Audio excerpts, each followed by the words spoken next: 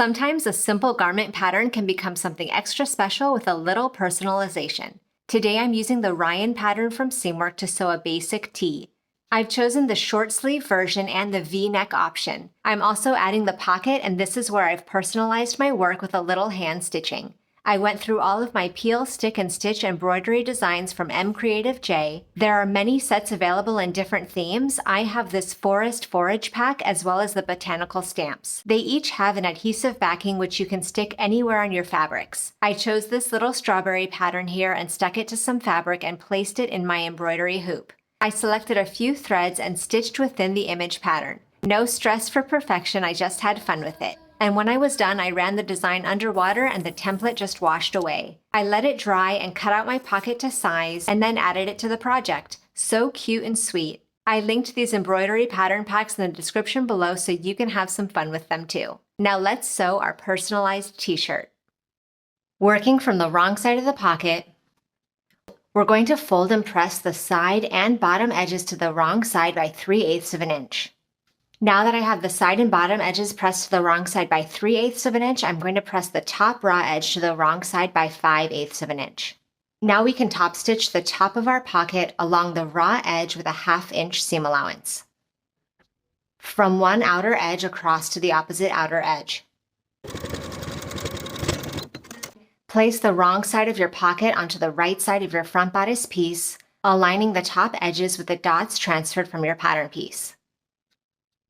And pin in place along the side and bottom edges. Now we'll sew the side and bottom edges with a 1/8 inch seam allowance, making sure to backstitch at those top edges a few times to reinforce.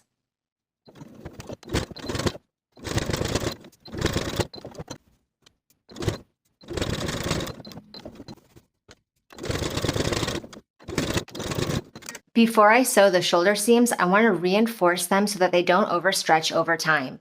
I'm going to turn my front bodice piece to the wrong side. I'll cut a piece of knit stay tape to fit the shoulder seams so that I can fuse it in place. I'll link this knit stay tape in the description. If you like, depending on the stretchiness of your fabric, you can also add the knit stay tape to the shoulder seams for the back bodice piece.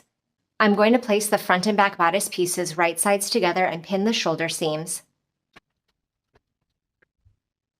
And I'll sew them at 3/8 of an inch, then I'm going to press the seams open.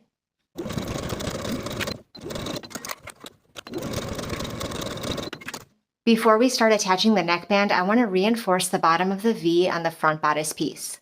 Starting an inch away from the bottom of the V on one side and ending an inch away from the bottom of the V on the opposite side, I'm going to draw myself a 3/8 of an inch stitching line just using a heat erasable pen. Now using basting stitches, I'll sew right on top of that stitching line to reinforce.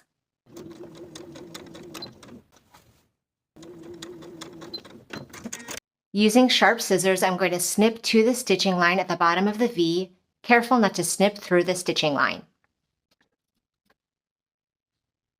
Fold your neckband piece right sides together, aligning the center front edges.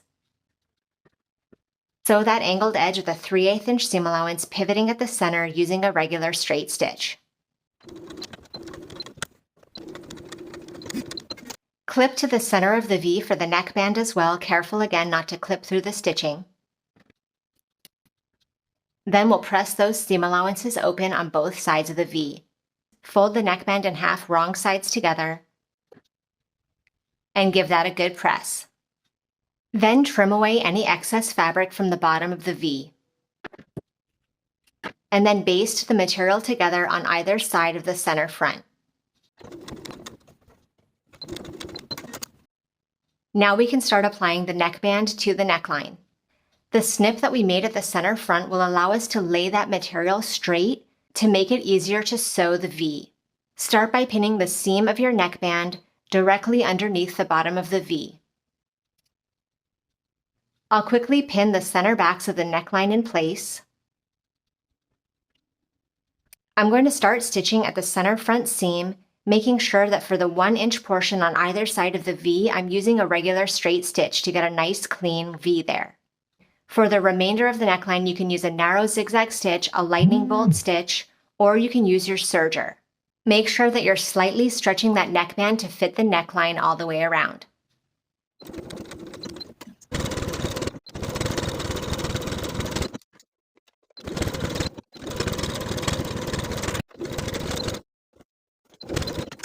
Now that we've finished attaching the neckband to the neckline, I've gone ahead and pressed the seam allowances away from the neckband and toward the bodice. Now stitching from the front of the garment, I'm going to top stitch all the way around the neckline about 1/8 of an inch away from the neckband seam, making sure to get a nice clean pivot at the bottom of the V, and I'm going to be using a narrow zigzag stitch here.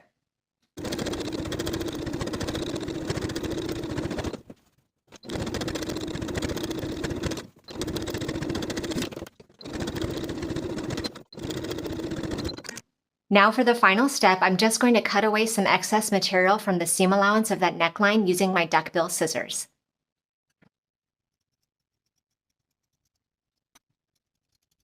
The structure of these scissors help you cut the fabric without risking cutting the material underneath. I'll link these scissors in the description as well. Open out your front and back bodice pieces away from each other at the shoulder seam. Place your sleeve right sides together with the bodice at the corresponding armhole and pin in place, matching your notches.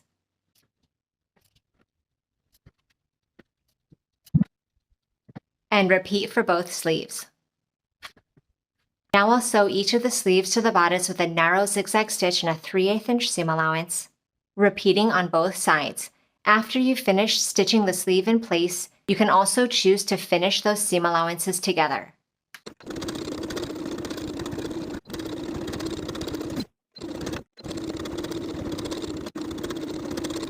For the bottom of each sleeve, I've gone ahead and folded the raw edges to the wrong side by 5/8 of an inch and given that a press.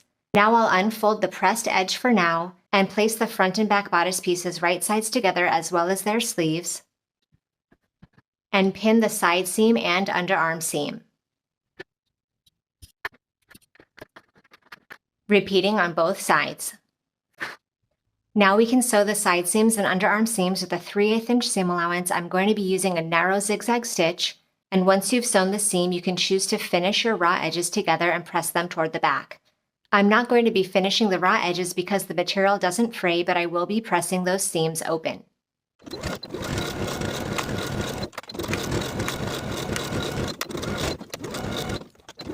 Now we can fold up the memory creases around the bottom of the sleeve and sew the hems in place with a 1/2 inch seam allowance and a stretch stitch. Use a twin needle, your cover stitch machine, or a zigzag stitch. I'm going to be using a zigzag stitch with a length and width of 3. Do this for the bottoms of both sleeves.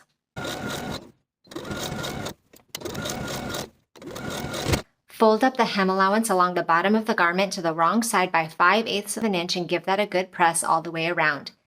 Then we can top stitch that hem in place all the way around just as we did for the bottoms of the sleeves with a 1/2 inch seam allowance, and I'm going to be using a wide zigzag stitch.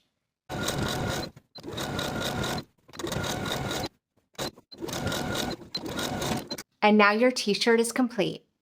Thank you for watching this sew along. Make sure you subscribe to the channel so you don't miss future sewing tutorials, and I'll see you in the next video.